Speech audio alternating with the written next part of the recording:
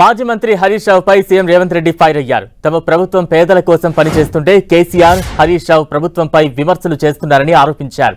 హరీష్ రావు మరో ఔరంగజేబులా కనిపిస్తున్నారని, 10 ఏళ్లలో అధికారంలో ఉండే నిరుద్యోగుల కోసం ఏం చేశారని ప్రశ్నించారు.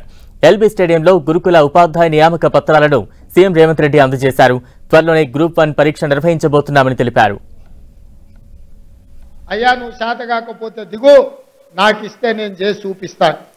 నేను ఆ పెద్ద మనిషిని అడగదలుచుకున్నా. ఆయన కూడా అంతో ఇంత చదువుకున్నాడు. ఈడున్న ఉపాధ్యాయులు అందరు చదువుకున్నోళ్ళే.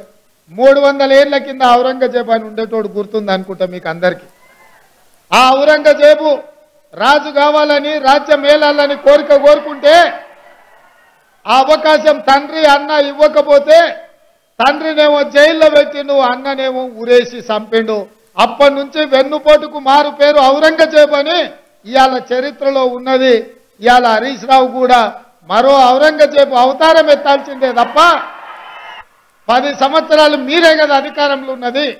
10 ఏళ్ళు మీ మామగారు ముఖ్యమంత్రిగా ఉన్నారు, మీరు ఆర్థిక మంత్రిగా, మీరు సాగునీటి పారుదల శాఖ మంత్రిగా ఉన్నారు.